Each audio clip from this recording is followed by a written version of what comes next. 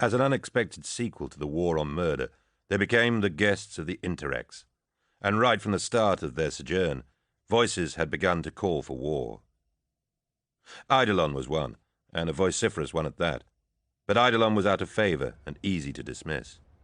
Malagust was another, and so too were Cedere and Targost and Goshen and Ralderon of the Blood Angels. Such men were not so easy to ignore. Sanguinius kept his counsel, waiting for the War Master's decision, understanding that Horus needed his brother Primarch's unequivocal support. The argument, best summarized by Malagust, ran as follows. The people of the Interrex are of our blood, and we descend from common ancestry, so they are lost kin. But they differ from us in fundamental ways, and these are so profound, so inescapable, that they are cause for legitimate war. They contradict absolutely the essential tenets of imperial culture as expressed by the Emperor, and such contradictions cannot be tolerated. For the while, Horus tolerated them well enough. Loken could understand why. The warriors of the Interrex were easy to admire, easy to like. They were gracious and noble, and once the misunderstanding had been explained, utterly without hostility. It took a strange incident for Loken to learn the truth behind the War Master's thinking. It took place during the voyage, the 9-week voyage from Murder to the nearest outpost world of the Interrex, the mingled ships of the expedition and its hangers-on, trailing the sleek vessels of the Interrex flotilla. The Mournival had come to Horus's private staterooms, and a bitter row had erupted. Abaddon had been swayed by the arguments for war. Both Malagust and Cedere had been whispering in his ear. He was convinced enough to face the War Master and not back down. Voices had been raised. Loken had watched in growing amazement as Abaddon and the War Master bellowed at each other. Loken had seen Abaddon wrathful before, in the heat of combat, but he had never seen the commander so ill-tempered. Horus's fury startled him a little, almost scared him. As ever, Torgadon was trying to diffuse the confrontation with levity. Loken could see that even Tarik was dismayed by the anger on show. "You have no choice," Abaddon snarled. "We have seen enough already to know that their ways are in opposition to ours. You must—" "Must," Horus roared. "Must I? You are Mournival, Abaddon. You advise and you counsel, and that is your place. Do not imagine you can tell me what to do."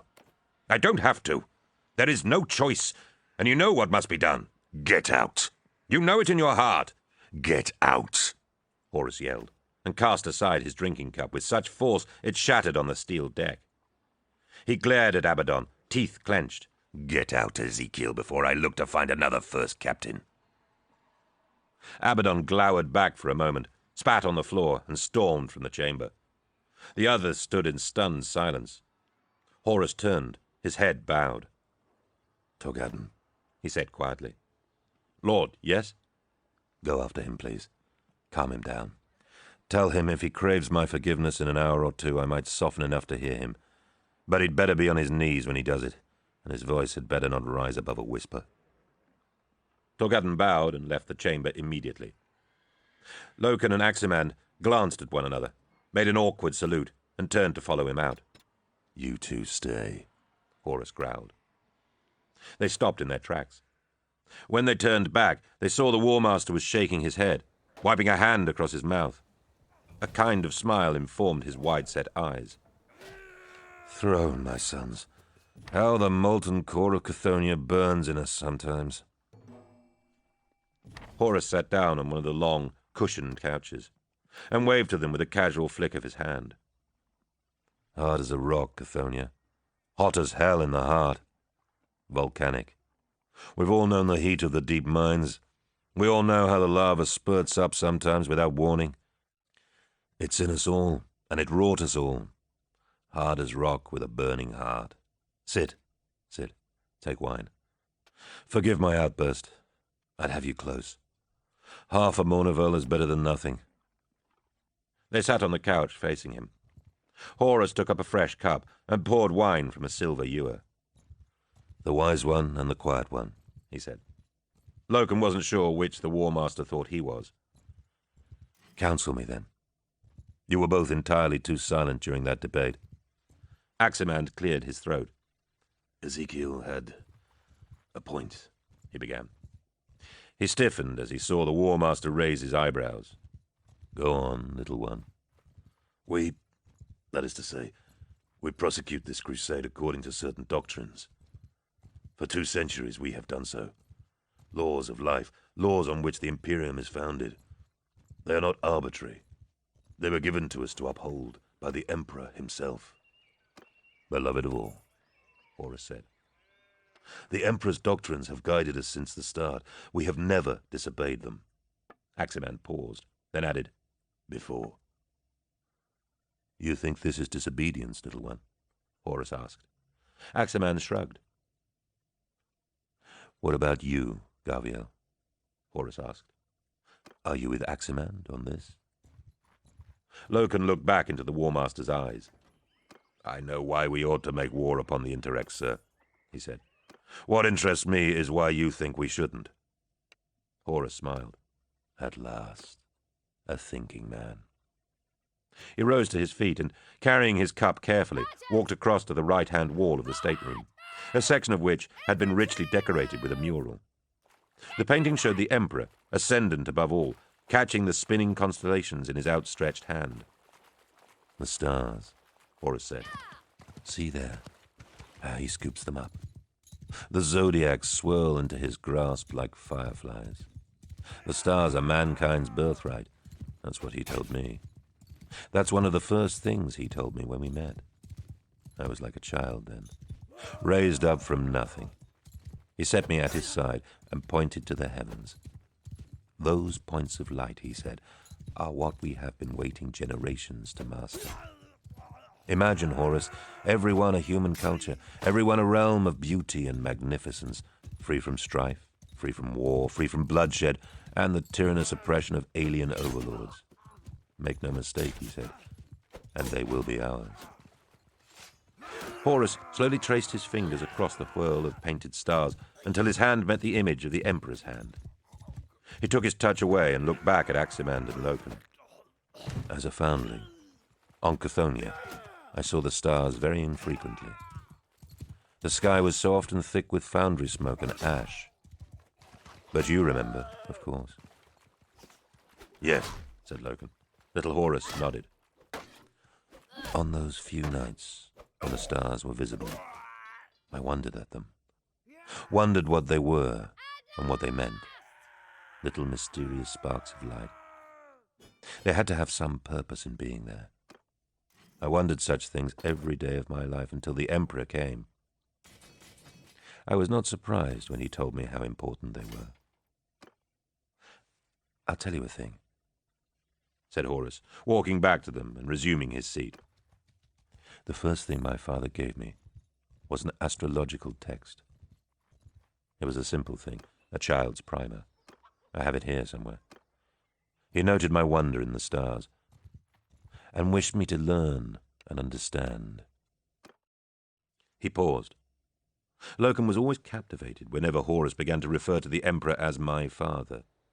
It had happened a few times since Loken had been part of the inner circle, and on every occasion it had led to unguarded revelations.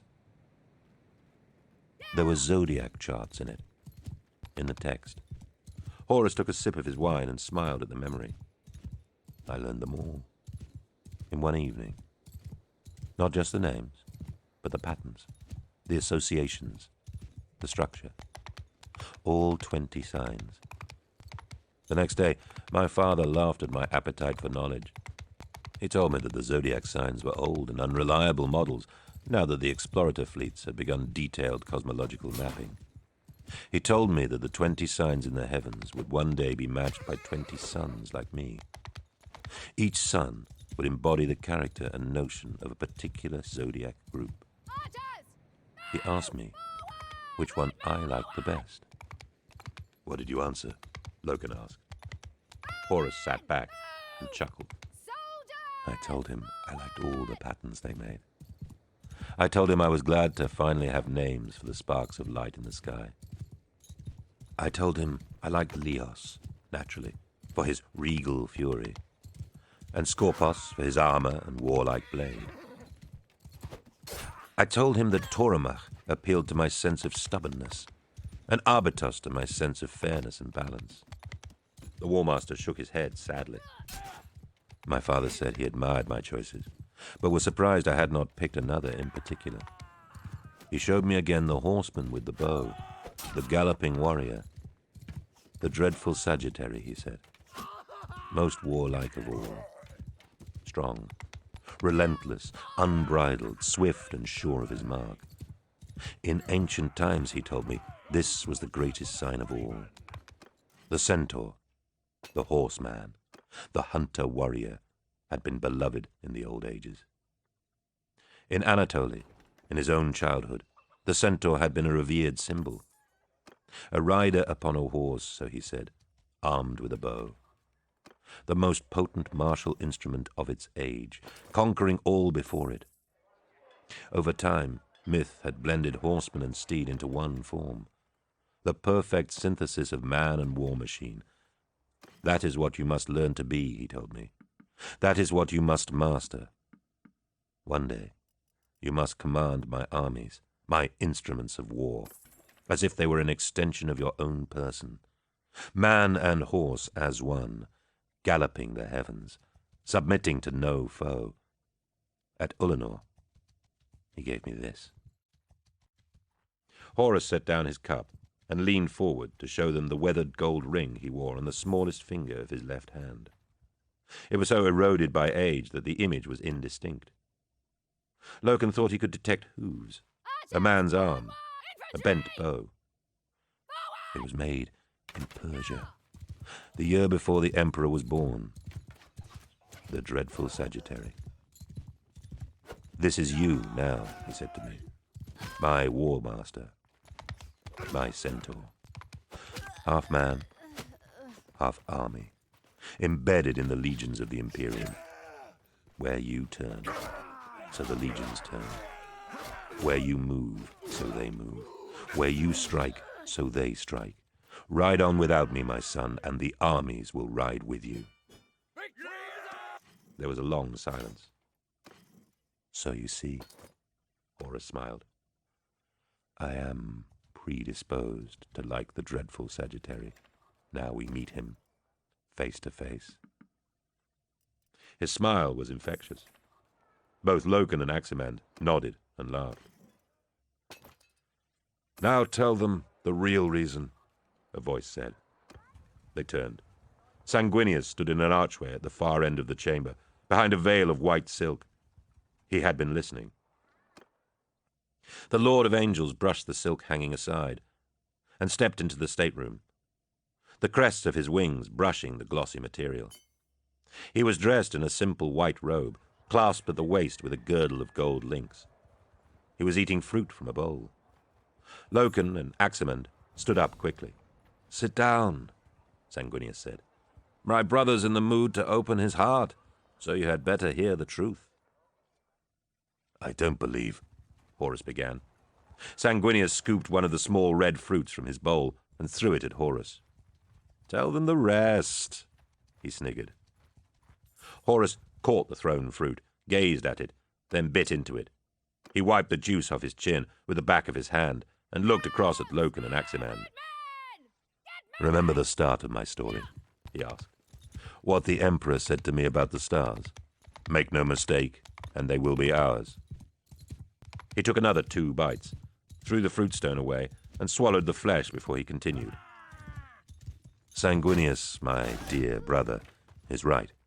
For Sanguinius has always been my conscience. Sanguinius shrugged, an odd gesture for a giant with furled wings.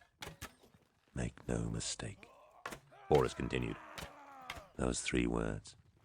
Make no mistake. I am War Master by the Emperor's decree. I cannot fail him. I cannot make mistakes. Sir, Aximand ventured. Since Ulanor, little one, I have made 2.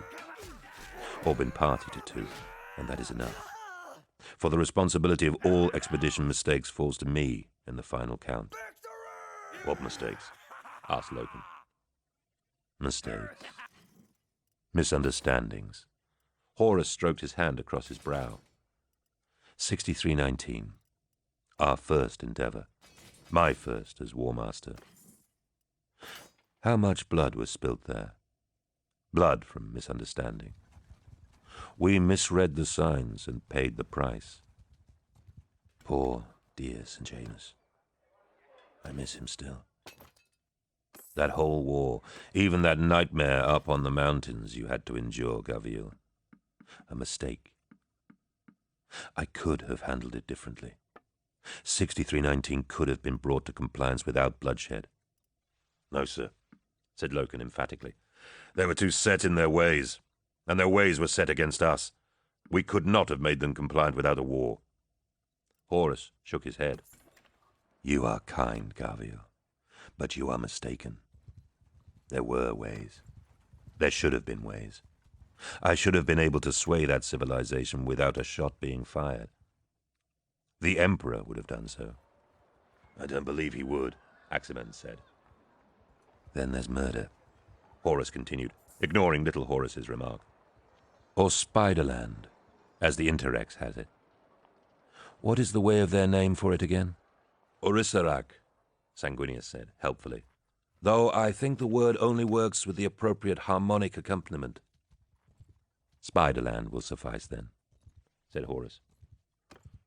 What did we waste there? What misunderstandings did we make?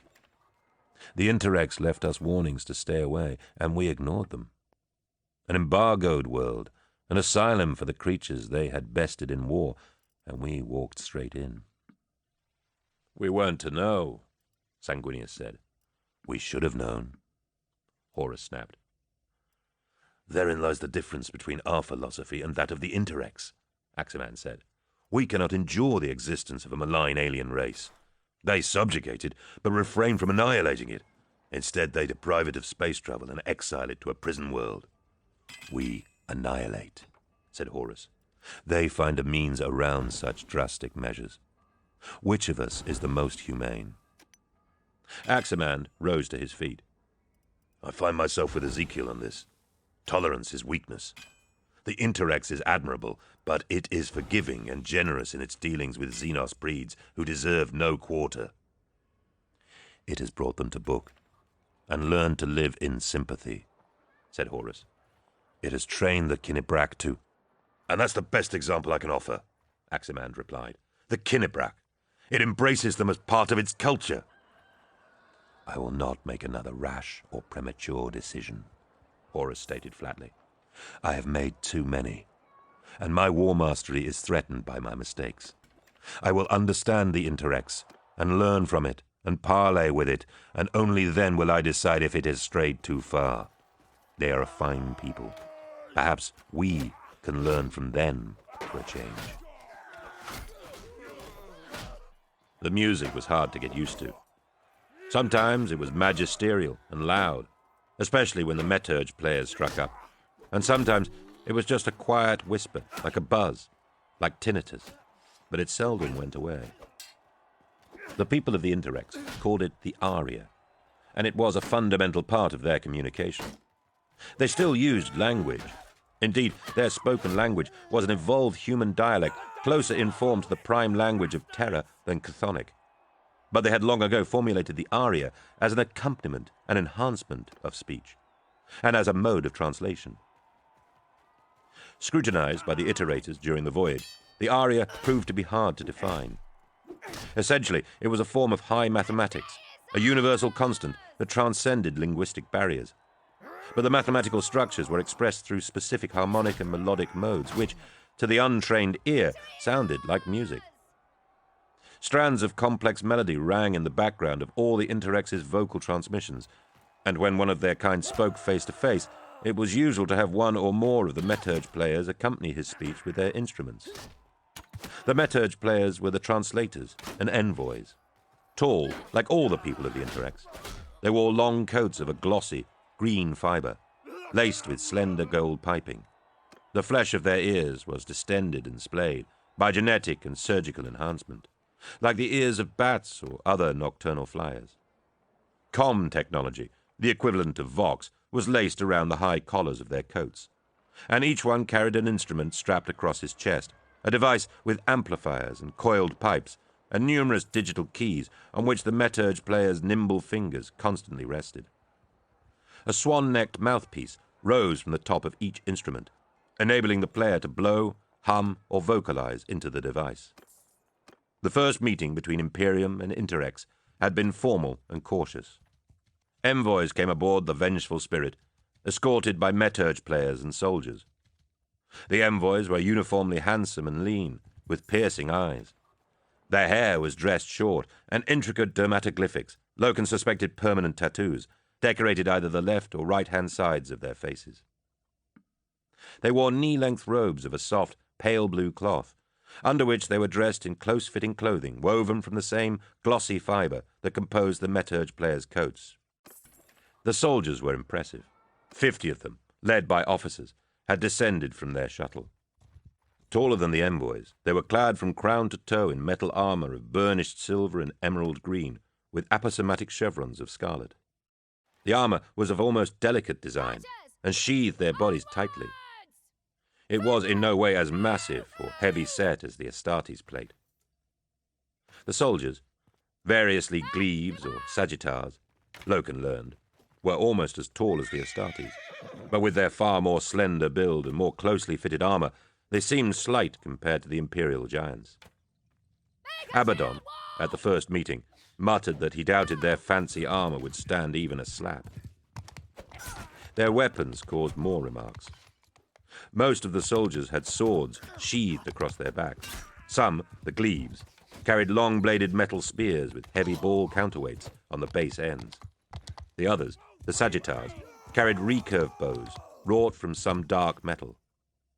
The sagittars had sheaves of long, flightless darts laced to their right thighs. Bows? Togatten whispered.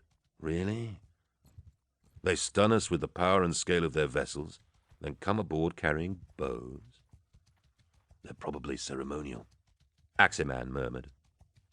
The soldier officers wore serrated half-discs across the skulls of their helmets. The visors of their close-fitting helms were all alike, the metal modelled to the lines of brow and cheekbone and nose, with simple oval eye slits that were backlit blue. The mouth and chin area of each visor was built out like a thrusting, pugnacious jaw, containing a communication module. Behind the slender soldiers, as a further escort, came heavier forms. Shorter and far more thick-set, these men were similarly armoured, though in browns and golds.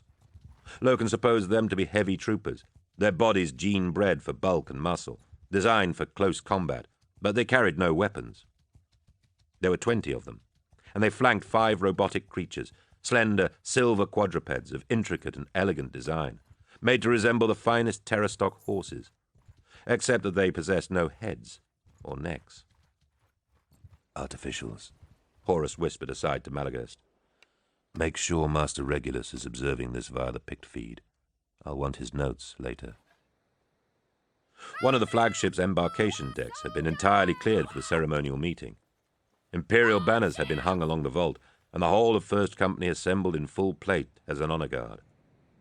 The Astartes formed 2 unwavering blocks of white figures, rigid and still. Their front rows a glossy black line of Justarin Terminators. In the aisle between the 2 formations, Horus stood with a Mournival, Malagast and other senior officials like Ingmei Singh. The War Master and his lieutenants bore full armor and cloaks, though Horus's head was bare.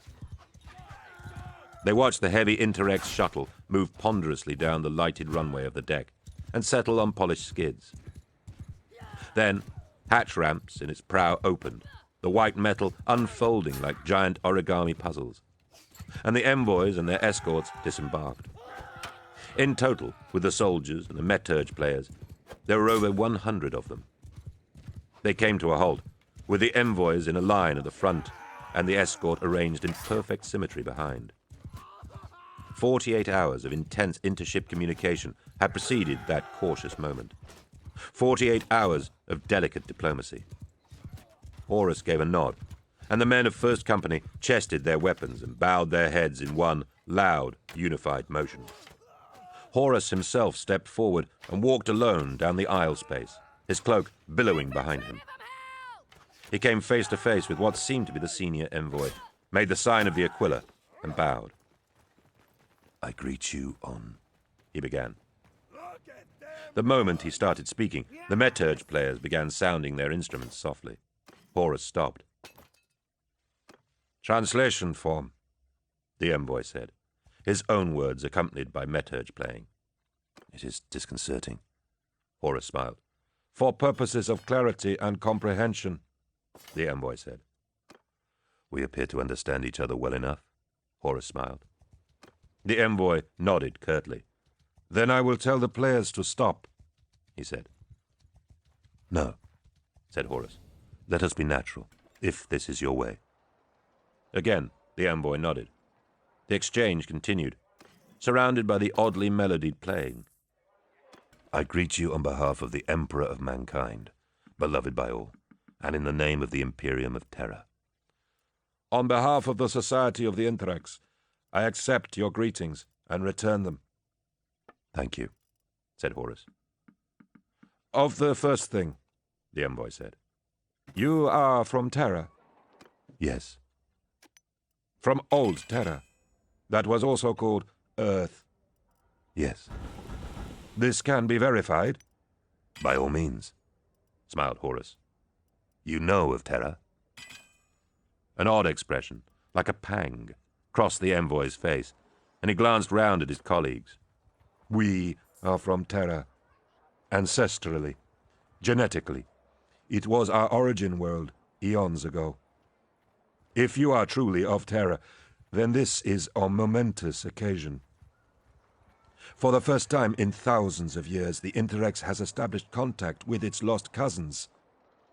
"It is our purpose in the stars," Horus said, "to find all the lost families of man, cast away so long ago."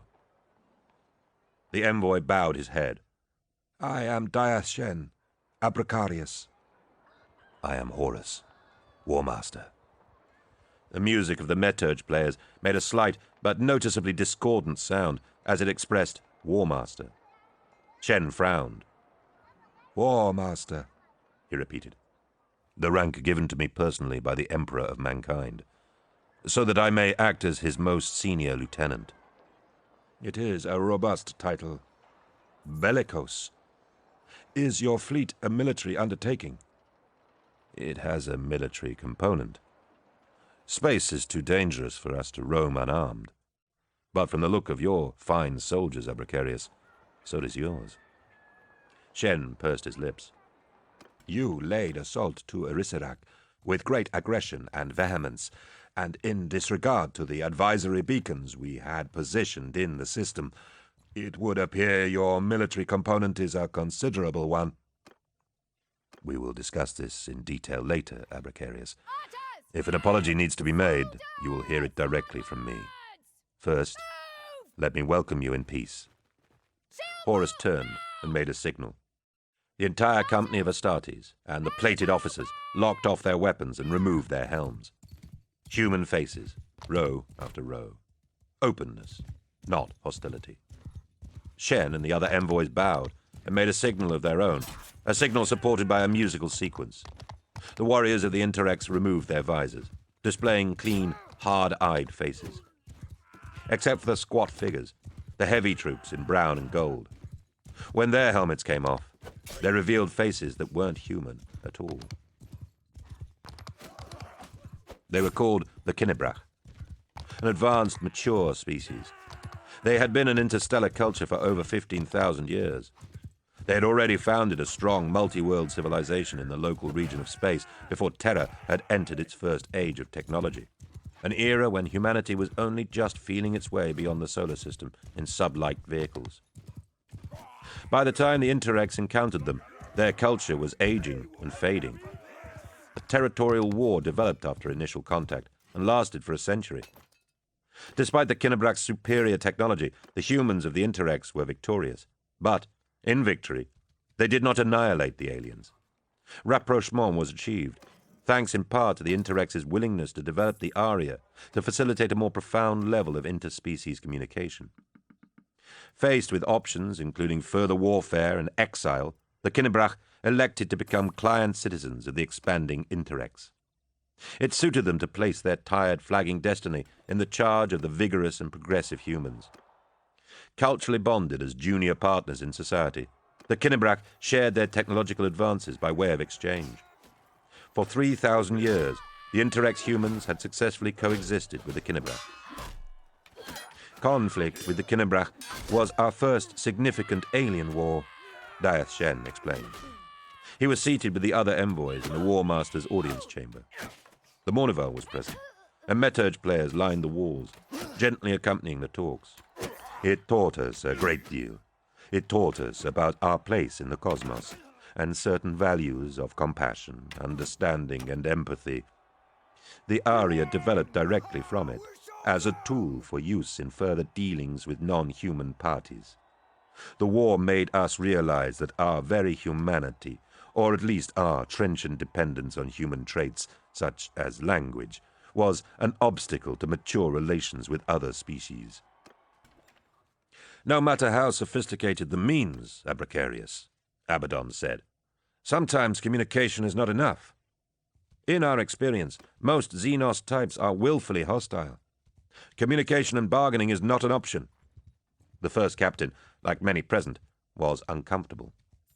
The entire Interrex party had been permitted to enter the audience chamber, and the Kinnebrak were attending at the far end. Abaddon kept glancing at them. They were hefty, simian things, with eyes so oddly sunken beneath big brow ridges that they were just sparks in shadows.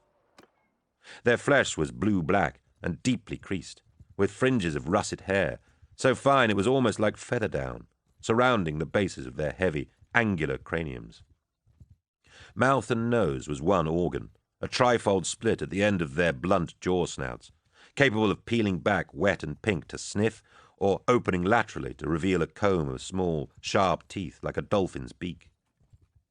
There was a smell to them, a distinctive, earthy smell that wasn't exactly unpleasant, except that it was entirely and completely not human. "This we have found ourselves," Shen agreed, "though it would seem less frequently than you. Sometimes we have encountered a species that has no wish to exchange with us, that approaches us with predatory or invasive intent. Sometimes conflict is the only option. Such was the case with the... What did you say you called them again?" "Megarachnid," Horus smiled. Shen nodded and smiled. "I see how that word is formed. From the old roots. The Megarachnid were highly advanced, but not sentient in a way we could understand. They existed only to reproduce and develop territory. When we first met them, they infested 8 systems along the Shatil edge of our provinces, and threatened to invade and choke 2 of our populated worlds. We went to war to safeguard our own interests. In the end, we were victorious, but there was still no opportunity for rapprochement or peace terms. We gathered all the Megarachnid remaining into captivity and transported them to Urisarak. We also deprived them of all their interstellar technology, or the means to manufacture the same. Urisarak was created as a reservation for them, where they might exist without posing a threat to ourselves or others. The interdiction beacons were established to warn others away." "You did not consider exterminating them?" Malagurst asked. Shen shook his head. "What right do we have to make another species extinct? In most cases, an understanding can be reached. The Megarachnid were an extreme example where exile was the only humane option." "The approach you describe is a fascinating one," Horus said quickly, seeing that Abaddon was about to speak again. "I believe it is time for that apology, Abracarius.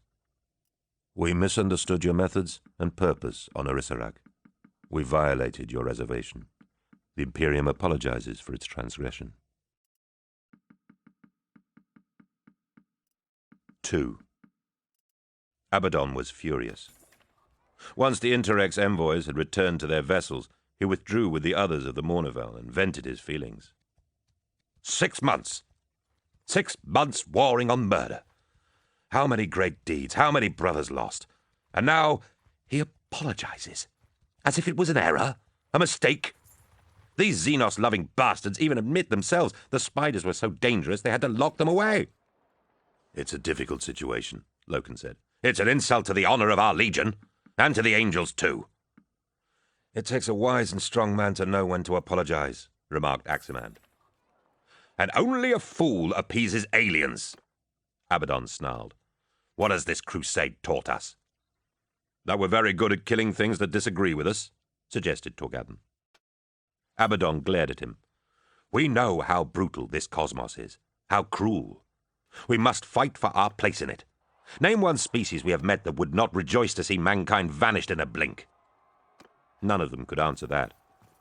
Only a fool appeases aliens, Abaddon repeated, or appeases those who seek such appeasement. Are you calling the War Master a fool? Loken asked. Abaddon hesitated.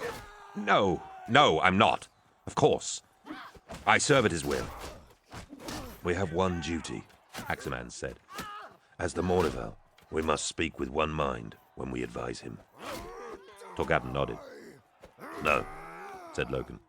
That's not why he values us. We must tell him what we think, each one of us, even if we disagree, and let him decide. That is our duty. Meetings with the various Interrex envoys continued over a period of days. Sometimes the Interrex ships sent a mission to the vengeful spirit, sometimes an Imperial embassy crossed to their command ship and was entertained in glittering chambers of silver and glass, where the aria filled the air. The envoys were hard to read. Their behavior often seemed superior or condescending, as if they regarded the Imperials as crude and unsophisticated. But still, clearly, they were fascinated. The legends of old Terra and the human bloodline had long been a central tenet of their myths and histories. However disappointing the reality, they could not bear to break off contact with their treasured ancestral past. Eventually, a summit was proposed, whereby the War Master and his entourage would travel to the nearest Interrex outpost world and conduct more detailed negotiations with higher representatives than the envoys. The War Master took advice from all quarters, though Loken was sure he had already made up his mind. Some, like Abaddon, counselled that links should be broken, and the Interrex held at abeyance until sufficient forces could be assembled to annex their territories. There were other matters at hand that urgently demanded the War Master's attention, matters that had been postponed for too long while he indulged in the 6-month spider war on murder. Petitions and salutations were being received on a daily basis. 5 Primarchs had requested his personal audience on matters of general crusade strategy or for councils of war. One, the Lion, had never made such an approach before, and it was a sign of a welcome thawing in relations, one that Horus could not afford to overlook. 36 expedition fleets had sent signals asking for advice, tactical determination, or outright martial assistance. Matters of state also mounted. There was now a vast body of bureaucratic material relayed from the Council of Terra that required the War Master's direct attention. He had been putting it off for too long, blaming the demands of the crusade. Accompanying the War Master on most of his daily duties, Loken began to see plainly what a burden the Emperor had placed on Horus's broad shoulders. He was expected to be all things: a commander of armies, a mastermind of compliance, a judge, a decider, a tactician, and the most delicate of diplomats. During the 6-month war, more ships had arrived at high anchor above Murder, gathering around the flagship like supplicants. The rest of the 63rd expedition had translated under Varvarus's charge, 6319 having at last been left in the lonely hands of poor Rakris. 14 vessels of the 88th expedition had also appeared, under the command of Trajan Boniface of the Alpha Legion. Boniface claimed they had come in response to the 140th plight and hoped to support the war action on Murder, but it rapidly emerged he hoped to use the opportunity to convince Horus to lend the 63rd strength to a proposed offensive into Orc-held territories in the Cavus Belt. This was a scheme his Primarch, Alfarius, had long cherished, and, like the Lion's advances, was a sign that Alfarius sought the approval and comradeship of the new War Master. Horus studied the plans in private. The Cavus Belt offensive was a projected 5-year operation, and required 10 times the manpower the War Master could currently muster. Alfarius is dreaming, he muttered, showing the scheme to Loken and Torgadden. I cannot commit myself to this. One of Varus's ships had brought with it a delegation of exector tributary administrators from Terra. This was perhaps the most galling of all the voices baying for the War Master's attention. On the instruction of Malcador the Sigillite, and countersigned by the Council of Terra, the exectors had been sent throughout the spreading territories of the Imperium in a program of general dispersal that made the mass deployment of the Remembrances look like a modest operation. The delegation was led by a high administratrix called Enid Rathbone. She was a tall, slender, handsome woman with red hair and pale, high-boned features, and her manner was exacting. The Council of Terra had decreed that all expedition and crusade forces, all primarchs, all commanders, and all governors of compliant world systems should begin raising and collecting taxes from their subject planets in order to bolster the increasing fiscal demands of the expanding Imperium. All she insisted on talking about was the collection of tithes. "One world cannot support and maintain such a gigantic undertaking single-handed," she explained to the War Master in slightly over-shrill tones. "Terra cannot shoulder this burden alone. We are masters of 1,000 worlds now, 1,000,000. The Imperium must begin to support itself." "Many worlds are barely in compliance, lady," Horus said gently. "They are recovering from the damage of war, rebuilding, reforming. Taxation is a blight they do not need. The Emperor has insisted this be so." "Has he?" "Malcador the Sigillite, beloved by all, has impressed this upon me and all of my rank. Tribute must be collected, and mechanisms established so that such tribute is routinely and automatically gathered. The world governors we have put in place will find this too thankless a task," Malagurst said. "They are still legitimizing their rule and authority. This is premature." "The Emperor has insisted this be so," she repeated. "That's the Emperor beloved by all?" Loken asked.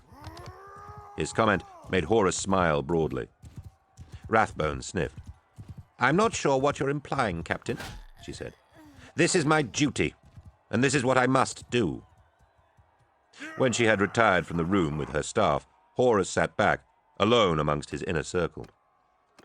"I have often thought," he remarked, "that it might be the Eldar who unseat us.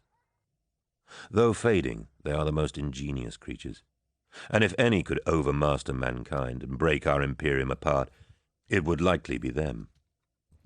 At other times, I have fancied that it would be the Greenskins. No end of numbers, and no end of brute strength. But now, friends, I am certain it will be our own tax collectors who will do us in." There was general laughter. Loken thought of the poem in his pocket. Most of Carcasse's output he handed on to Cinderman for appraisal, but at their last meeting, Carcasse had introduced something of the doggerel. Loken had read it. It had been a scurrilous and mordant stanza about tax collectors that even Loken could appreciate. He thought about bringing it out for general amusement, but Horus's face had darkened. "I only half joke," Horus said. "Through the exectors, the Council places a burden on the fledgling worlds that is so great it might break us. It is too soon, too comprehensive, too stringent. Worlds will revolt. Uprisings will occur. Tell a conquered man he has a new master, and he'll shrug. Tell him his new master wants 1/5 of his annual income, and he'll go and find his pitchfork. Enid Rathbone, and administrators like her, will be the undoing of all we have achieved." More laughter echoed round the room. "But it is the Emperor's will," Torgaten remarked. Horus shook his head. "It is not, for all she says. I know him as a son knows his father. He would not agree to this. Not now, not this early. He must be too bound up in his work to know of it. The Council is making decisions in his absence. The Emperor understands how fragile things are. Throne, this is what happens when an empire forged by warriors devolves executive power to civilians and clerics." They all looked at him. "I'm serious," he said. "This could trigger civil war in certain regions. At the very least, it could undermine the continued work of our expeditions. The exectors need to be sidelined for the moment. They should be given terrific weights of material to pore through, to determine precise tribute levels, world by world, and bombarded with copious additional intelligence concerning each world's status. "It won't slow them down forever, Lord," Malachus said. "The administration of Terra has already determined systems and measures by which tribute should be calculated pro rata world by world." Do your best, Mal, Horus said. Delay that woman at least. Give me breathing space. "I'll get to it," Malachus said. He rose and limped from the chamber. Horus turned to the assembled circle and sighed. "So," he said, "the lion calls for me. Alpharius too." "And other brothers and numerous expeditions," Sanguinius remarked. "And it seems my wisest option is to return to Terra and confront the council on the issue of taxation." Sanguinius sniggered. "I was not wrought to do that," Horus said. "Then we should consider the Interrex, Lord," said Erebus. Erebus, of the Word-Bearers Legion, the 17th, had joined them a fortnight earlier as part of the contingent brought by Varvarus. In his stone-grey Mark IV plate, inscribed with bas-relief legacies of his deeds, Erebus was a sombre, serious figure. His rank in the 17th was First Chaplain, roughly equivalent to that of Abaddon or Eidolon. He was a senior commander of that legion, close to Corferan and the Primarch, Lorgar himself. His quiet manner and soft, composed voice commanded instant respect from all who met him, but the Lunar Wolves had embraced him anyway. The Wolves had historically enjoyed a relationship with the Bearers as close as the one they had formed with the Emperor's children. It was no coincidence that Horus counted Lorgar amongst his most intimate brothers, alongside Fulgrim and Sanguinius. Erebus, who time had fashioned as much into a statesman as a warrior, both of which duties he performed with superlative skill, had come to find the War Master at the behest of his legion. Evidently, he had a favor to crave, a request to make. One did not send Erebus except to broker terms. However, on his arrival, Erebus had understood immediately the pressure laid at Horus's door, the countless voices screaming for attention. He had shelved his reason for coming, wishing to add nothing to the War Master's already immense burden, and had instead acted as a solid counsel and advisor, with no agenda of his own. For this, the Mournival had admired him greatly, and welcomed him, like Ralderon, into the circle. Abaddon and Aximand had served alongside Erebus in numerous theatres. Torgadon knew him of old. All three spoke in nothing but the highest terms of First Chaplain Erebus. Loken had needed little convincing. From the outset, Erebus had made a particular effort to establish good terms with Loken. Erebus's record and heritage were such that he seemed to Loken to carry the weight of a Primarch with him. He was, after all, Lorgar's chosen mouthpiece. Erebus had dined with them, counselled with them, sat easy after hours and drunk with them, and, on occasions, had entered the practice cages and sparred with them. In one afternoon he had bested Torgadon and Aximand in quick bouts, then tallied long with Saul Tarvitz before dumping him on the mat. Tarvitz and his comrade Lucius had been brought along at Torgadon's invitation. Loken had wanted to test his hand against Erebus, but Lucius had insisted he was next. The Mournival had grown to like Tarvitz, their impression of him favourably influenced by Torgadon's good opinions, but Lucius remained a separate entity, too much like Lord Eidolon for them to warm to him. He always appeared plaintive and demanding, like a spoilt child. "You go, then," Loken had waved, "if it matters so much." It was clear that Lucius strained to restore the honour of his legion, an honour lost, as he saw it, the moment Erebus had dropped Tarvitz with a skilful slam of his sword. Drawing his blade, Lucius had entered the practice cage, facing Erebus. The iron hemispheres closed around them. Lucius took up a straddled stance, his broadsword held high and close. Erebus kept his own blade extended low. They circled. Both Astartes were stripped to the waist, the musculature of their upper bodies rippling. This was play, but a wrong move could maim. Or kill. The bout lasted 16 minutes. That in itself would have made it one of the longest sparring sessions any of them had ever known. What made it more remarkable was the fact that in that time there was no pause, no hesitation, no cessation. Erebus and Lucius flew at one another, and rang blows off one another's blades at a rate of 3 or 4 a second. It was relentless, extraordinary, a dizzying blur of dancing bodies and gleaming swords that rang on and on like a dream. Abaddon, Tarvitz, Torgadon, Loken, and Aximand closed around the cage in fascination, beginning to clap and yell in thorough approval of the amazing skill on display. He'll kill him, Tarvitz gasped. At that speed, unprotected, he'll kill him. Who will? Asked Loken. I don't know, Garvey. Either one, Tarvitz exclaimed. Too much, too much. Aximand laughed. Loken fights the winner, Torgadon cried. I don't think so, Loken rejoined. I've seen winner and loser. Still, they duelled on. Erebus's style was defensive, low, repeating and changing each parry like a mechanism. Lucius's style was full of attack, furious, brilliant, dexterous. The play of them was hard to follow. If you think I'm taking on either of them after this, Loken began. What? Can't you do it? Torgadon mocked. No. You go in next, chuckled Abaddon, clapping his hands. We'll give you a bolter to even it up. How very humorous, Ezekiel. At the 59th second of the 16th minute, according to the practice cage chron, Lucius scored his winning blow. He hooked his broadsword under Erebus's guard and wrenched the word-bearer's blade out of his grip. Erebus fell back against the bars of the practice cage and found Lucius's blade edge at his throat. Whoa, whoa now, Lucius, Aximand cried, triggering the cage open. Sorry, said Lucius. Not sorry at all. He withdrew his broadsword and saluted Erebus, sweat beading his bare shoulders. A good match. Thank you, sir. My thanks to you. Erebus smiled, breathing hard. He bent to pick up his blade. Your skill with a sword is second to none, Captain Lucius. How'd you come, Erebus? Torgadon called. It's Garvey's turn. Oh, no, Loken said. You're the best of us with a blade, little Horus insisted. Show him how the Lunar Wolves do it. Skill with a blade isn't everything, Loken protested.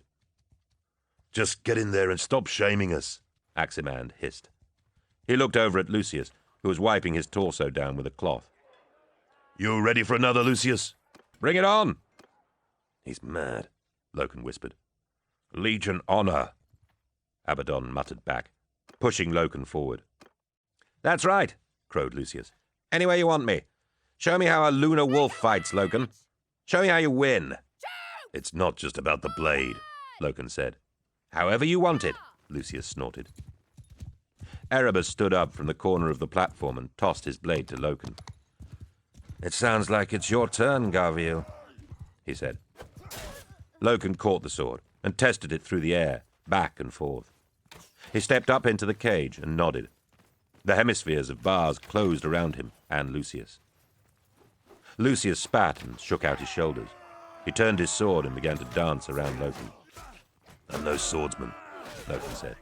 Then this will be over quickly. If we spar, it won't be just about the blade. Whatever, Lucius called, jumping back and forth. Just get on and fight me. Loken sighed. I've been watching you, of course. The attacking strokes. I can read you. You wish. I can read you. Come for me. Lucius lunged at Loken. Loken sidestepped, blade down, and punched Lucius in the face. Lucius fell on his back, hard. Loken dropped Erebus's sword onto the mat. I think I made my point. That's how a lunar wolf fights. Understand your foe and do whatever is necessary to bring him down. Sorry, Lucius. Spitting blood, Lucius's response was incoherent. I said we should consider the Interrex, sir, Erebus pressed. We should, Horus replied, and my mind is made up.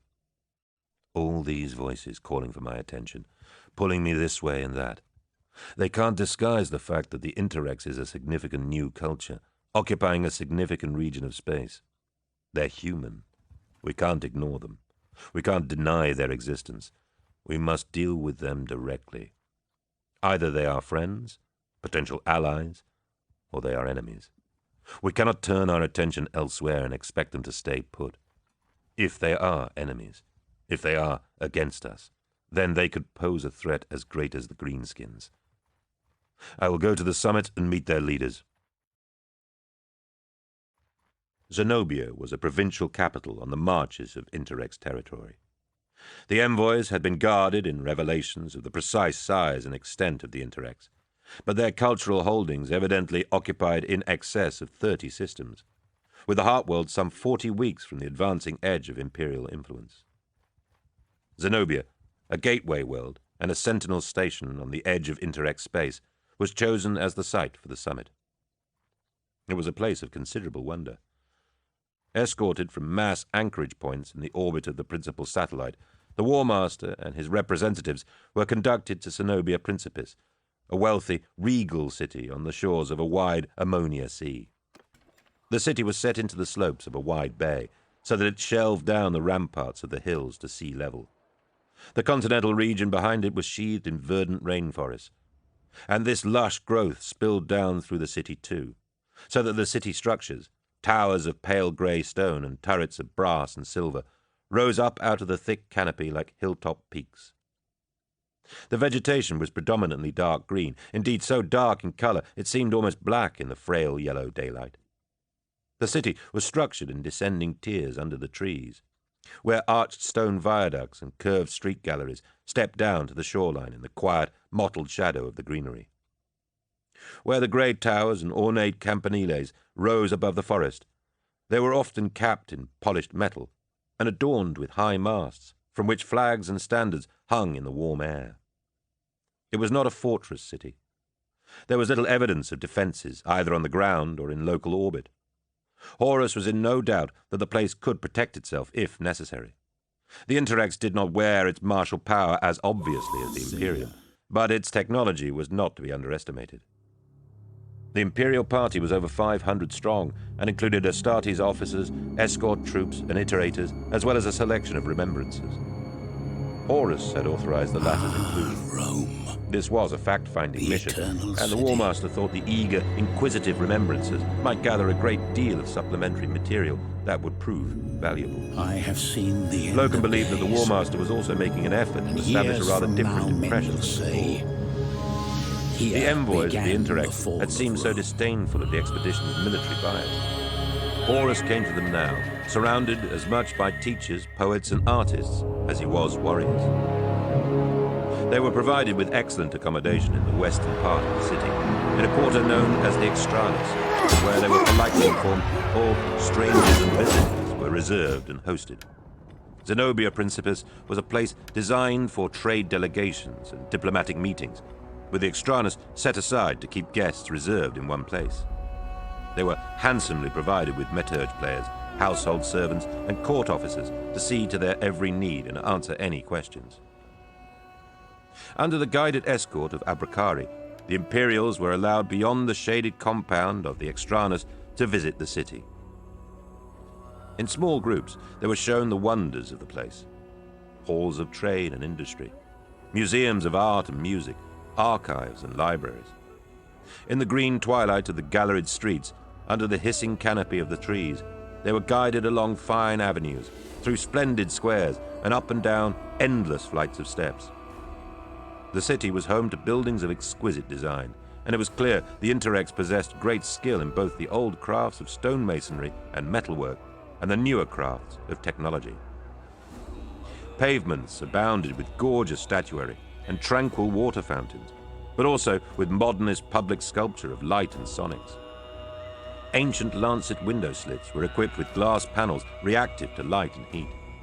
Doors opened and closed via automatic body sensors. Interior light levels could be adjusted by a wave of the hand. Everywhere, the soft melody of the aria played.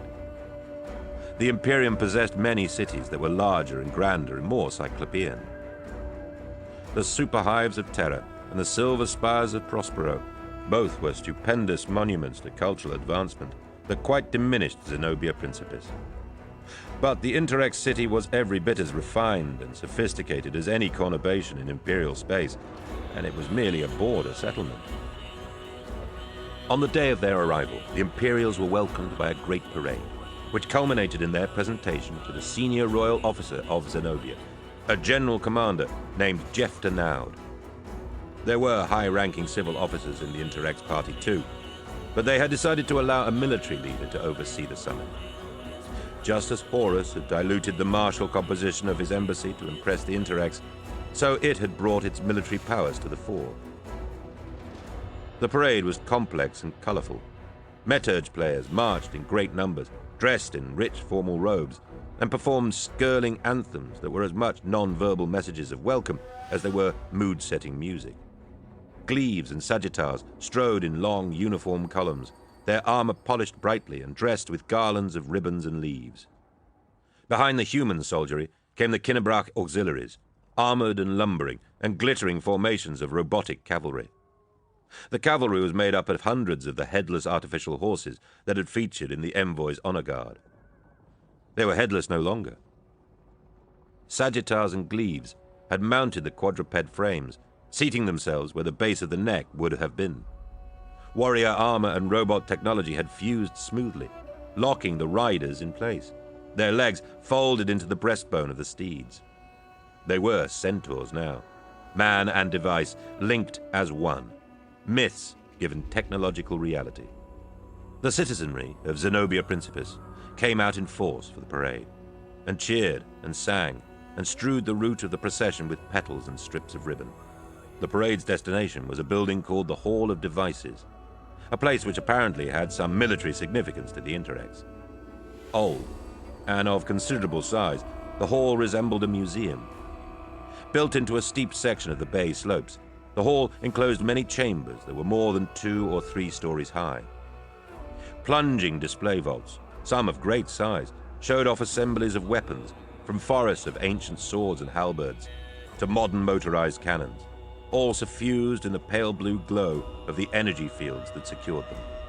The hall is both a museum of weapons and war devices, and an armory, Jefta Naud explained as he greeted them.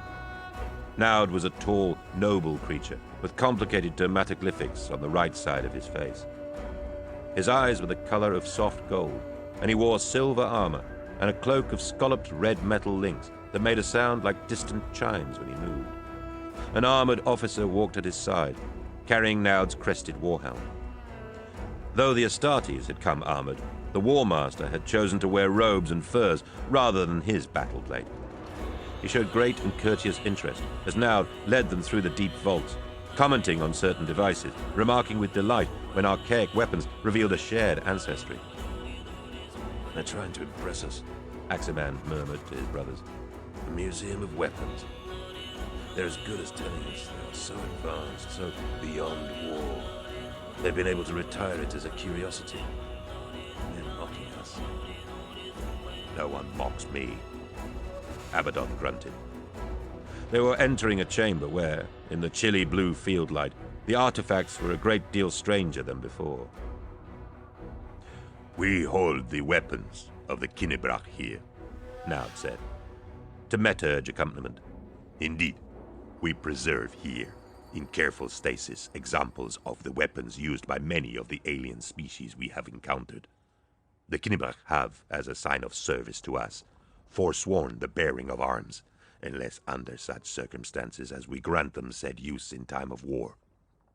Kinnebrach technology is highly advanced, and many of their weapons are deemed too lethal to be left beyond securement." Naud introduced a hulking robed Kinnebrach called Asherot, who held the rank of Keeper of Devices, and was the trusted curator of the hall. Asherot spoke the human tongue in a lisping manner, and for the first time the Imperials were grateful for the Meturge accompaniment. The baffling cadences of Asherot's speech were rendered crystal clear by the aria. Most of the Kinnebrach weapons on display didn't resemble weapons at all. Boxes, odd trinkets, rings, hoops. Naud clearly expected the Imperials to ask questions about the devices and betray their warmongering appetites, but Horus and his officers affected disinterest. In truth, they were uneasy in the society of the indentured alien. Only Sinderman expressed curiosity. A very few of the Kinnebrach weapons looked like weapons. Long daggers and swords of exotic design. "Surely, General Commander, a blade is just a blade," Sinderman asked politely. "These daggers here, for instance." How are these weapons too lethal to be left beyond securement? They are tailored weapons, Naud replied. Blades of sentient metal, crafted by the Kinnebrach metallurgists. A technique now utterly forbidden. We call them anathames. When such a blade is selected for use against a specific target, it becomes that target's nemesis, utterly inimical to the person or being chosen. How? Cinderman pressed. Naud smiled. The Kinnebrach have never been able to explain it to us. It is a factor of the forging process that defies technical evaluation. Like a curse? Prompted Cinderman. An enchantment? The aria generated by the Meturge players around them hiccuped slightly over those words. To Cinderman's surprise, Naud replied, I suppose that is how you could describe it, Iterator. The tour moved on. Cinderman drew close to Loken and whispered, I was joking, Guardian. About the curse, I mean. But he took me seriously. They are enjoying treating us as unsophisticated cousins, but I wonder if their superiority is misplaced. Do we detect a hint of pagan superstition? 3. They all rose as the War Master entered the room. It was a large chamber in the Extranus compound, where the Imperials met for their regular briefings. Large shield glass windows overlooked the tumbling terraces of the forested city and the glittering ocean beyond. Horus waited silently while 6 officers and servitors from the Master of Vox's company finished their routine sweep for spyware, and only spoke once they had activated the portable obscurement device in the corner of the room. The distant melodies of the aria were immediately blanked out. 2 weeks without solid agreement, Horus said, nor even a mutually acceptable scheme of how to continue. They regard us with a mixture of curiosity and caution, and hold us at arm's length. Any commentary? We've exhausted all possibilities, Lord, Malaga said, to the extent that I fear we are wasting our time. They will admit to nothing but a willingness to open and pursue ambassadorial links, with a view to trade and some cultural exchange. They will not be led on the subject of alliance or compliance, Abaddon remarked quietly. An attempt to enforce our will here, said Horus, would only confirm their worst opinions of us. We cannot force them into compliance. We can, Abaddon said. Then I'm saying we shouldn't, Horus replied. Since when have we worried about hurting people's feelings, Lord? Abaddon asked. Whatever our differences, these are humans. It is their duty and their destiny to join with us and stand with us for the primary glory of Terra. If they will not... He let the words hang. Come. Horus frowned. I warn you, Someone else. For the meek or night. It seems certain that the Interrex has no wish to join us in our work, said Ralderon. They will not commit to a war, nor do they share our goals and ideals. They are content with pursuing their own destiny. Sanguinius said nothing. He allowed his chapter master to weigh in with the opinion of the Blood Angels, but kept his own considerable influence for Horus's ears alone. Maybe they fear we will try to conquer them, Loken said. Maybe they're right, said Abaddon. They are deviant in their ways. Too deviant for us to embrace them without forcing change. We will not have war here, Horus said. We cannot afford it. We cannot afford to open up a conflict on this front. Not at this time. Not on the vast scale subduing the Interrex would demand. If they even need subduing. Ezekiel has a valid point, said Erebus quietly. The Interrex, for good reasons, I'm sure, have built a society that is too greatly at variance to the model of human culture that the Emperor has proclaimed. Unless they show a willingness to adapt, they must by necessity be regarded as enemies to our cause. Perhaps the Emperor's model is too stringent, the War Master said flatly. There was a pause. Several of those present glanced at each other in quiet unease. Oh, come on, Sanguinius exclaimed, breaking the silence. I see those looks. Are you honestly nursing concerns that our War Master is contemplating defiance of the Emperor? His father? He laughed aloud at the very notion, and forced a few smiles to surface. Abaddon was not smiling. The Emperor, beloved of all, he began, enfranchised us to do his bidding and make known space safe for human habitation. His edicts are unequivocal. We must suffer not the alien, nor the uncontrolled psyker, safeguard against the darkness of the warp, and unify the dislocated pockets of mankind. That is our charge. Anything else is sacrilege against his wishes. And one of his wishes, said Horus, was that I should be War Master, his sole regent, and strive to make his dreams reality. The crusade was born out of the age of strife, Ezekiel, born out of war. Our ruthless approach of conquest and cleansing was formulated in a time when every alien form we met was hostile. Every fragment of humanity that was not with us was profoundly opposed to us. War was the only answer. There was no room for subtlety, but 2 centuries have passed, and different problems face us. The bulk of war is over. That is why the Emperor returned to Terra and left us to finish the work. Ezekiel, the people of the Interrex are clearly not monsters, nor resolute foes. I believe that if the Emperor were with us today, he would immediately embrace the need for adaptation. He would not want us to wantonly destroy that which there is no good reason to destroy. It is precisely to make such choices that he has placed his trust in me. He looked round at them all. He trusts me to make the decisions he would make. He trusts me to make no mistakes. I must be allowed the freedom to interpret policy on his behalf. I will not be forced into violence simply to satisfy some slavish expectation.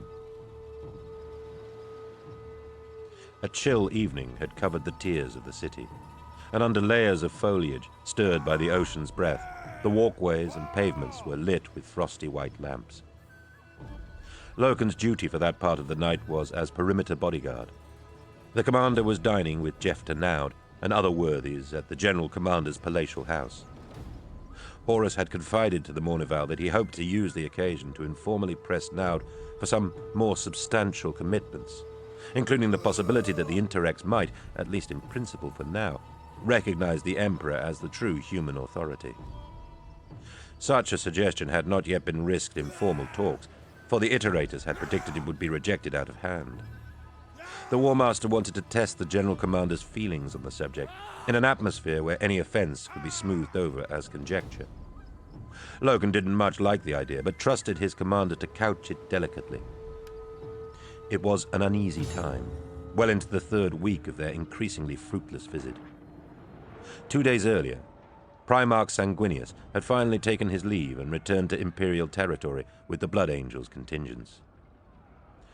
Horus clearly hated to see him go, but it was a prudent move, and one Sanguinius had chosen to make simply to buy his brother more time with the Interrex. Sanguinius was returning to deal directly with some of the matters most urgently requiring the War Master's attention, and thus mollify the many voices pleading for his immediate recall. Naud's house was a conspicuously vast structure near the center of the city. 6 stories high, it overhung one of the grander civic tiers and was formed from a great black iron frame, infilled with mosaics of varnished wood and colored glass. The Interrex did not welcome armed foreigners abroad in their city, but a small detail of bodyguards was permitted for so august a personage as the War Master.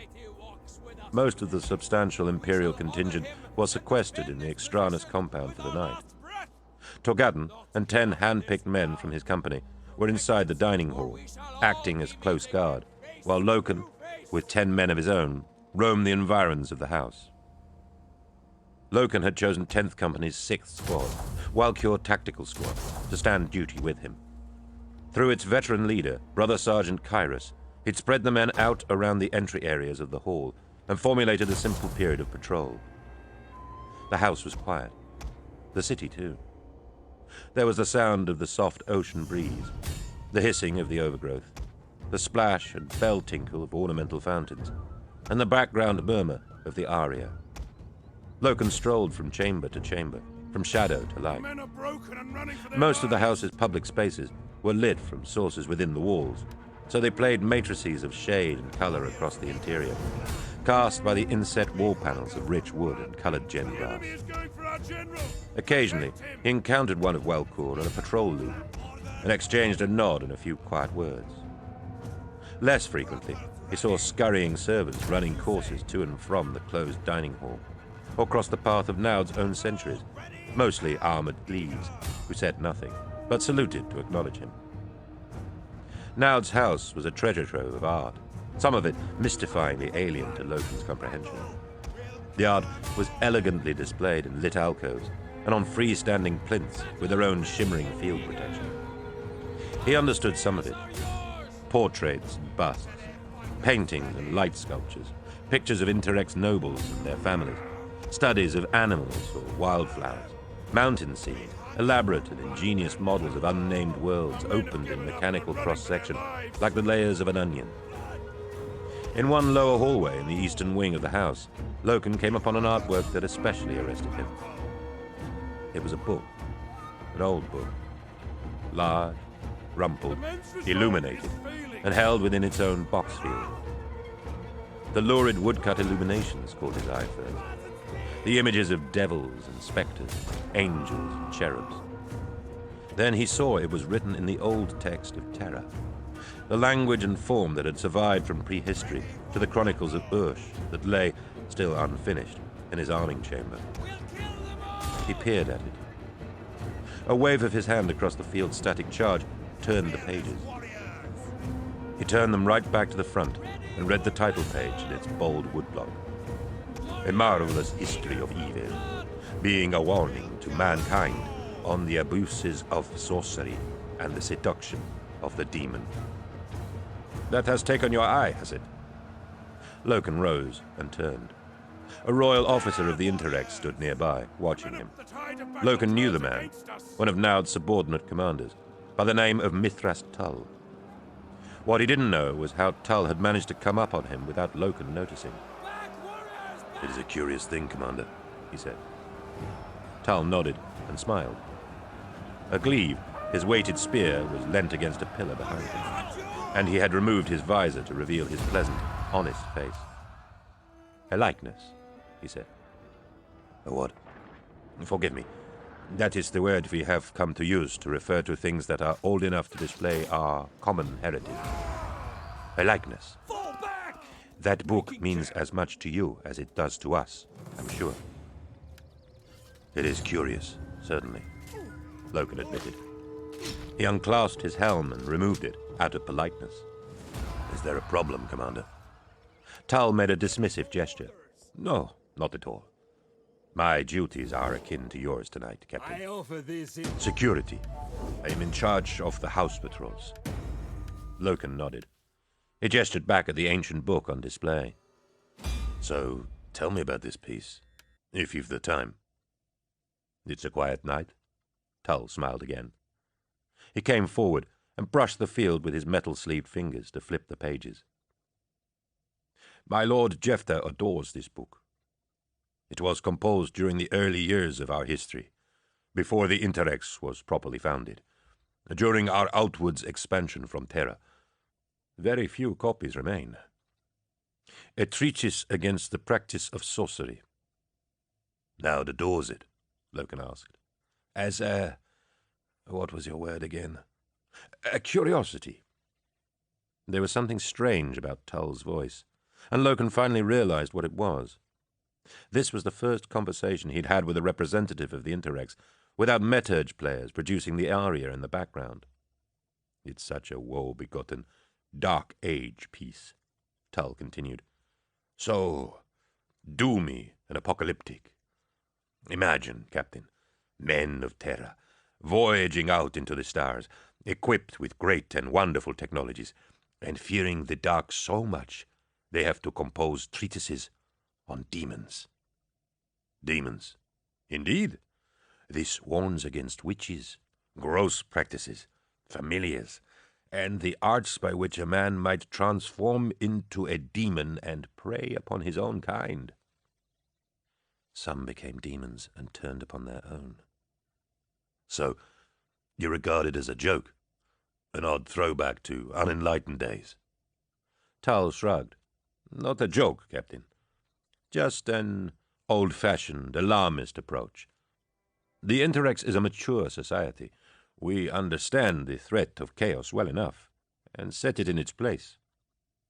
Chaos? Tal frowned. Yes, Captain. Chaos. You say the word like you've never heard it before. I know the word. You say it like it has a specific connotation. Well, of course it has, Tal said. No starfaring race in the cosmos can operate without understanding the nature of chaos. We thank the Eldar for teaching us the rudiments of it, but we would have recognized it soon enough without their help. Surely one can't use the materium for any length of time without coming to terms with chaos as a... His voice trailed off. Great and holy heavens. You don't know, do you? Don't know what? Loken snapped. Tal began to laugh, but it wasn't mocking. All this time we've been pussyfooting around you and your great war master, fearing the worst. Loken took a step forward. Commander, he said, I will own up to ignorance and embrace illumination, but I will not be laughed at. Forgive me. Tell me why I should. Illuminate me. Tal stopped laughing and stared into Loken's face. His blue eyes were terribly cold and hard. Chaos is the damnation of all mankind, Loken. Chaos will outlive us and dance on our ashes. All we can do, all we can strive for, is to recognize its menace and keep it at bay, for as long as we persist. Not enough, said Loken. Tal shook his head sadly. We were so wrong, he said. About what? About you. About the Imperium. I must go to Naud at once and explain this to him. If only the substance of this had come out earlier. Explain it to me first. Now. Here. Tal gazed at Loken for a long, silent moment, as if judging his options. Finally, he shrugged and said, Chaos is a primal force of the cosmos. It resides within the materium, what you call the warp. It is a source of the most malevolent and complete corruption and evil. It is the greatest enemy of mankind, both Interrex and Imperial, I mean, because it destroys from within, like a canker.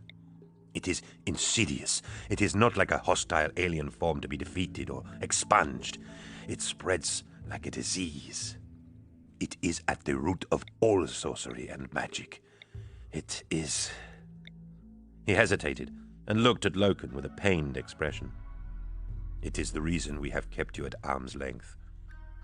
You have to understand that when we first made contact, we were exhilarated, overjoyed. At last! Contact with our lost kin, contact with Terra after so many generations. It was a dream we had all cherished, but we knew we had to be careful. In the ages since we last had contact with Terra, things might have changed. An age of strife and damnation had passed.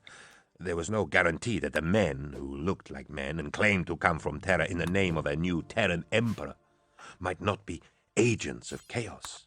In seemly guise, there was no guarantee that while the men of the Interrex remained pure, the men of Terra might have become polluted and transformed by the ways of chaos. We are not. Let me finish, Loken. Chaos, when it manifests, is brutal, rapacious, warlike. It is a force of unquenchable destruction. So the Eldar have taught us, and the Kinnebrach, and so the pure men of the Interrex have stood to check chaos wherever it rears its warlike visage. Tell me, Captain, how warlike do you appear? Vast and bulky, bred for battle, driven to destroy, led by a man you happily title War Master. War Master? What manner of rank is that? Not Emperor, not Commander, not General, but War Master. The bluntness of the term reeks of chaos. We want to embrace you, yearn to embrace you, to join with you, to stand shoulder to shoulder with you, but we fear you, Loken. You resemble the enemy we have been raised from birth to anticipate. The all-conquering, unrelenting demon of Chaos War. The bloody-handed god of annihilation. That is not us, said Loken, aghast. Tal nodded eagerly. I know it. I see it now. Truly. We have made a mistake in our delays. There is no taint in you. There is only the most surprising innocence. I'll try not to be offended. Tal laughed and clasped his hands around Loken's right fist. No need. No need. We can show you the dangers to watch for. We can be brothers and... He paused suddenly and took his hands away. What is it? Loken asked. Tal was listening to his comm relay. His face darkened. Understood, he said to his collar mic. Action at once. He looked back at Loken. Security lockdown, Captain. I'm sorry. This seems very blunt after what we've just been saying. But would you surrender your weapons to me? My weapons? Yes, Captain. I'm sorry, Commander, I can't do that. Not while my commander is in the building. Tal cleared his throat and carefully fitted his visor plate to his armor. He reached out and carefully took hold of his spear. Captain Loken, he said, his voice now gusting from his audio relays. I demand you turn your weapons over to me at this time. Loken took a step back. For what reason? I don't have to give a reason, damn it. I'm officer of the watch, on Interrex territory. Hand over your weapons. Loken clamped his own helm in place. The visor screens were alarmingly blank. He checked sub-Vox and security channels, trying to reach Kairos, Torgadon, or any of the bodyguard detail. His suit systems were being comprehensively blocked. Are you damping me? He asked. City systems are damping you. Hand me your sidearm, Loken. I'm afraid I can't.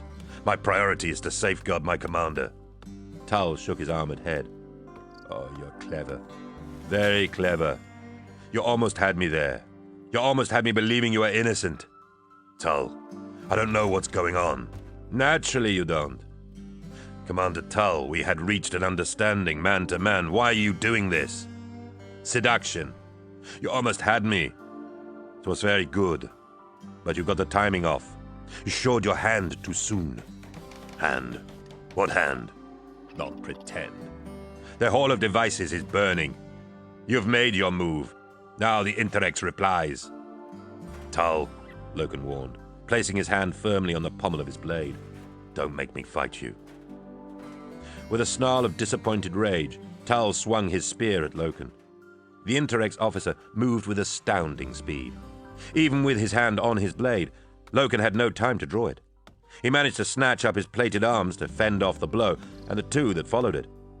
The lightweight armor of the Interrex soldiery seemed to facilitate the most dazzling motion and dexterity, perhaps even augmenting the user's natural abilities. Tal's attack was fluent and professional, slicing in blows with a long spear blade designed to force Loken back and down into submission. The microfine edge of the blade hacked several deep gouges into Loken's plating. Tal, stop! Surrender to me now! Loken had no wish to fight, and scarcely any clue as to what had turned Tal so suddenly and completely, but he had no intention of surrendering. The War Master was on site, exposed. As far as Loken knew, all Imperial agents in the area had been deprived of Vox and sensor links. There was no queue to the War Master's party, or to the Extranus compound, and certainly none to the fleet. He knew his priority was simple. He was a weapon, an instrument, and he had one simply defined purpose: protect the life of the War Master. All other issues were entirely secondary and moot. Loken focused. He felt the power in his limbs, in the suddenly warming, suddenly active flex of the polymer muscles in his suit's inner skin. He felt the throb of the power unit against the small of his back as it obeyed his instincts and yielded full power. He'd been swatting away the spear blows, allowing Tal to disfigure his plate. No more. He swung out, met the next blow, and smashed the blade aside with a ball of his fist. Tal travelled with the recoil expertly, spinning and using the momentum to drive a thrust directly at Loken's chest. It never landed. Loken caught the spear at the base of the blade with his left hand, moving as quickly and dazzlingly as the Interrex officer, and stopped it dead. Before Tull could pull free, Loken punched with his right fist against the flat of the blade and broke the entire blade tip off the spear. It spun away, end over end. Tull rallied and rotated the broken weapon to drive the weighted base end at Loken like a long club. Loken guarded off 2 heavy blows from the ball end with the edges of his gauntlets. Tull twisted his grip, and the spear suddenly became charged with dancing blue sparks of electrical charge. He slammed the crackling ball at Loken again, and there was a loud bang. The discharging force of the spear was so powerful that Loken was thrown bodily across the chamber. He landed on the polished floor and slid a few meters, dying webs of charge flickering across his chest plate. He tasted blood in his mouth and felt the brief, quickly occluded pain of serious bruising to his torso. Loken scissored his back and legs and sprang up onto his feet as Tull closed in. Now he brought his sword out. In the multicolored light, the white steel blade of his combat sword shone like a spike of ice in his fist. He offered Tull no opportunity to renew the bout as aggressor. Loken launched forward at the charging man and swung hammer blows with his sword. Tull recoiled, forced to use the remains of the spear as a parrying tool, the imperial blade biting chips out of its haft.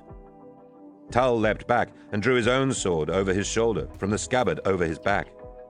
He clutched the long silver sword, a good 10 fingers longer than Loken's utilitarian blade, in his right hand, and the spear club in his left. When he came in again, he was swinging blows with both. Loken's Astartes-born senses predicted and matched all of the strikes. His blade flicked left and right, spinning the club back and parrying the sword with 2 loud chimes of metal. He forced his way into Tull's bodyline guard and pressed his sword aside long enough to shoulder barge the royal officer in the chest. Tull staggered back. Loken gave him no respite. He swung again and tore the club out of Tull's left hand. It bounced across the floor, sparking and firing. Then they closed, blade on blade. The exchange was furious. Loken had no doubts about his own ability. He'd been tested too many times of late, and not found wanting. But Tull was evidently a master swordsman, and, more significantly, had learned his art via some entirely different school of bladesmanship. There was no common language in their fight, no shared basis of technique. Every blow and parry and riposte each one essayed was inexplicable and foreign to the other. Every millisecond of the exchange was a potentially lethal learning curve. It was almost enjoyable, fascinating, inventive, illuminating. Loken believed Lucius would have enjoyed such a match, so many new techniques to delight at. But it was wasting time. Loken parried Tull's next quicksilver slice, captured his right wrist firmly in his left hand, and struck off Tull's sword arm at the elbow with a neat and deliberate chop. Tull rocked backwards, blood venting from his stump. Loken tossed the sword and severed limb aside. He grabbed Tull by the face and was about to perform the mercy stroke, the quick down-up decapitation, then thought better of it. He smashed Tull in the side of the head with his sword instead, using the flat. Tull went flying. His body cartwheeled clumsily across the floor and came to rest against the foot of one of the display plinths. Blood leaked out of it in a wide pool. This is Loken, Loken, Loken, Loken yelled into his link. Nothing but dead patterns and static. Switching his blade to his left hand, he drew his bolter and ran forward. He'd gone 3 steps when the 2 Sagittars bounded into the chamber. They saw him, and their bows were already drawn to fire. Loken put a bolt round into the wall behind them and made them flinch. drop the bows, he ordered via his helmet speakers. The bolter in his hand told them not to argue. They threw aside the bows and shafts with a clatter. Loken nodded his head at Tull, his gun still covering them both. I've no wish to see him die, he said. Bind his arm quickly before he bleeds out. They wavered and then ran to Tull's side. When they looked up again, Loken had gone. He ran down a hallway into an adjoining colonnade, hearing what was certainly bolter fire in the distance. Another Sagittar appeared ahead and fired what seemed like a laser bolt at him. The shot went wide past his left shoulder. Loken aimed his bolter and put the warrior on his back, hard. No room for compassion now. 2 more Enterex soldiers came into view, another Sagittar and a Glaive. Loken, still running, shot them both before they could react. The force of his bolts, both torso shots, threw the soldiers back against the wall, where they slithered to the ground. Abaddon had been wrong. The armor of the Interrex warriors was masterful, not weak. His rounds hadn't penetrated the chest plates of either of the men, but the sheer concussive force of the impacts had taken them out of the fight, probably pulping their innards. He heard footsteps and turned. It was Kyrus and one of his men, Ultrens. Both had weapons drawn. "What the hell's happening, Captain?" Kyrus yelled. With me, Loken demanded. where's the rest of the detail? "I have no idea," Kyrus complained. "The Vox is dead." "We're being damped," Ultrens added. Priority is the War Master, Loken assured them. follow me and...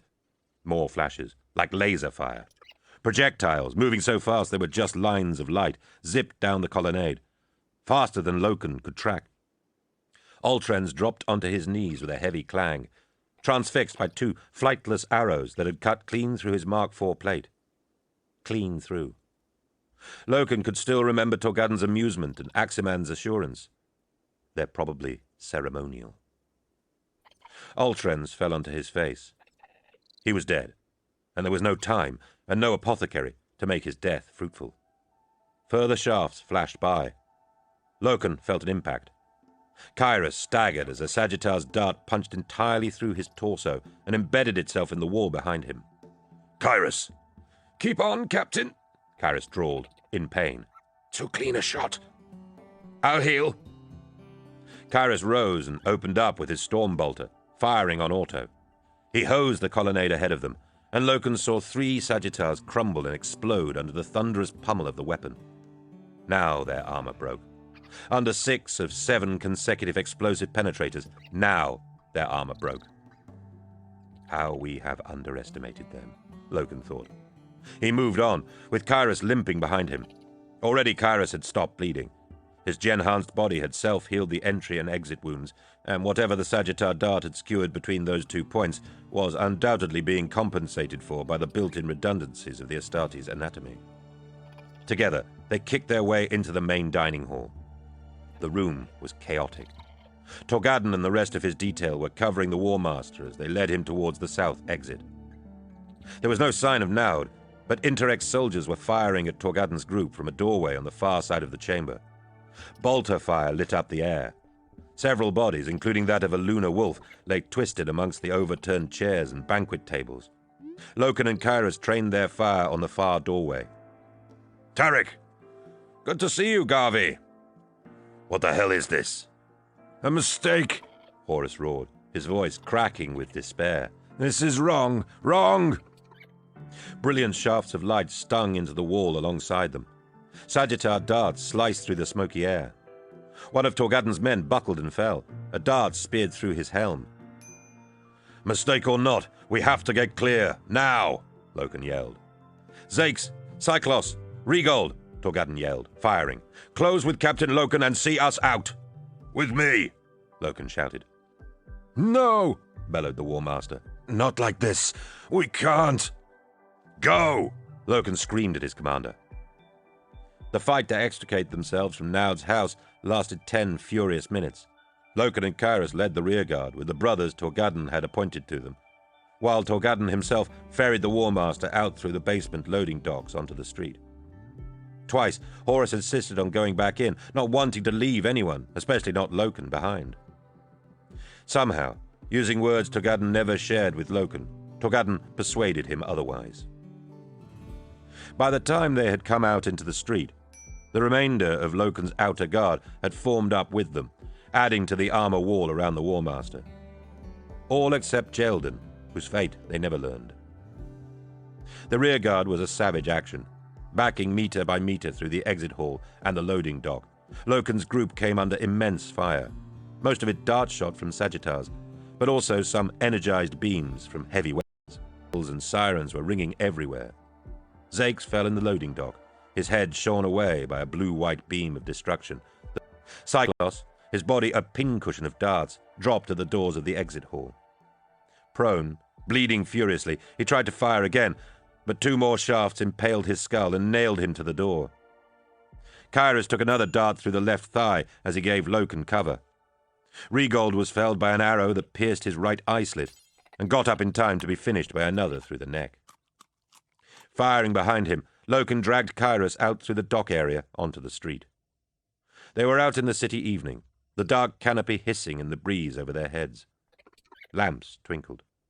In the distance, a ruddy glow backlit the clouds, spilling up from a building in the lower depths of the tiered city. Sirens wailed around them. "I'm all right," Kairos said, though it was clear he was having trouble standing. "Close, that one, Captain." He reached up and plucked out a Sagittars shaft that had stuck through Loken's right shoulder plate. In the colonnade, the impact he'd felt. "Not close enough, brother," Loken said. "Come on, if you're coming," Torgadden yelled, approaching them and spraying bolter-fire back down the dock. "This is a mess," Loken said. "As if I hadn't noticed." Torgadden spat. He uncoupled a charge pack from his belt and hurled it down the dockway. The blast sent smoke and debris tumbling out at them. "We have to get the War Master to safety," Torgadden said. "To the Extranus." Loken nodded. "We have to." "No," said a voice. They looked round. Horus stood beside them. His face was side-lit by the burning dock. His wide-set eyes were fierce. He had dressed for dinner that night, not for war. He was wearing a robe and a wolf pelt. It was clear from his manner that he itched for armor plate and a good sword. "With respect, sir," Torgadden said. "we are drawn bodyguard. You are our responsibility." "No," Horus said again. "Protect me, by all means, but I will not go quietly. Some terrible mistake has been made tonight. All we have worked for is overthrown." "And so we must get you out alive," Torgadden said. "Tarek's right, Lord," Loken added. "This is not a situation that—" "Enough, enough, my son," Horus said. He looked up at the sighing black branches above them. "What has gone so wrong? Naud took such great and sudden offense. He said we had transgressed." "I spoke with a man," Loken said. "just when things turned sour. He was telling me of chaos." "What?"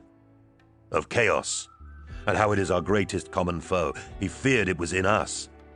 He said that is why they had been so careful with us, because they feared we had brought chaos with us. Lord, what did he mean?" Horus looked at Loken. "He meant Jubal. He meant the Whisperheads. He meant the warp.